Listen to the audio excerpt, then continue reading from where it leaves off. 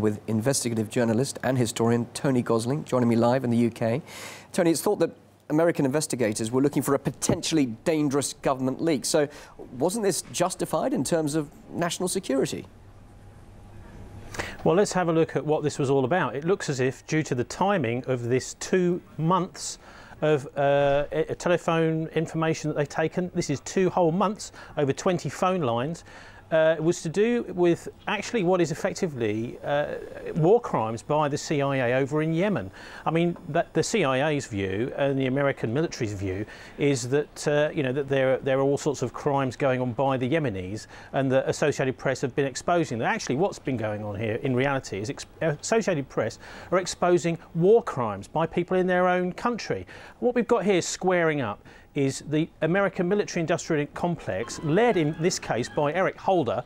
I mean, he is the US Attorney General, but he is some kind of devil's advocate. If you remember the film, he's that kind of lawyer. He's the first ever in American history to be held in contempt of Congress. So he has certainly not got his hands clean. On the other side is the tradition of a free press. And the effect of this massive trawl, effectively a fishing operation through months of Associated Press's telephone lines, is it has a horrific, chilling effect on journalism.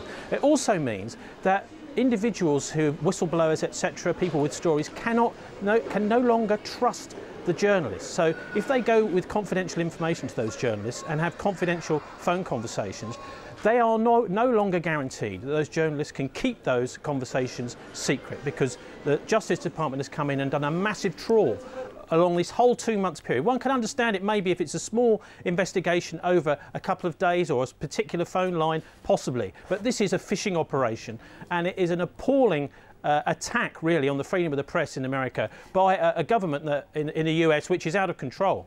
And you say trust in journalism here is being compromised, but of course, you should know this, there in the UK, can journalists really be trusted, bearing in mind the recent phone hacking scandal?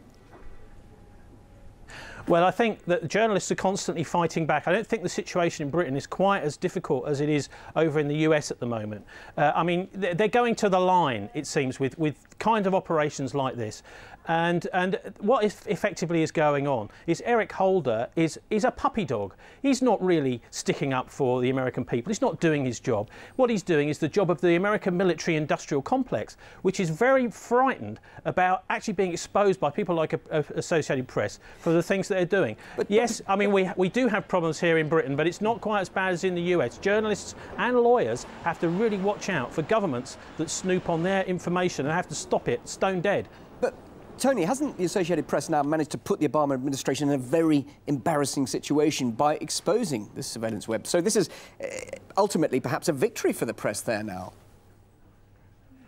Well, of course, this does have to be exposed, but like I say, there's nothing that's going to stop this chilling effect, which is making it very difficult for journalists and their sources, or journalists to keep their sources private. In this kind of situation where the Justice Department gets its hands on all these phone calls, that's almost impossible. And of course, this is all driven by the avarice of, as I said, the military-industrial complex, who have their eyes on the Middle East oil and the Yemeni oil. This is nothing to do with, you know, trying to stop terrorism or anything like that. This is just those who are trying to stop the US taking over oil deposits in the Middle East, you know, effectively covering up for that, actually what is illegal activity. But also, just another point here, is it not exposing the incompetence within government agencies? If they're worried about information being leaked by journalists, shouldn't they be focusing on finding the source of that leak within their own ranks rather than targeting the messenger, just briefly?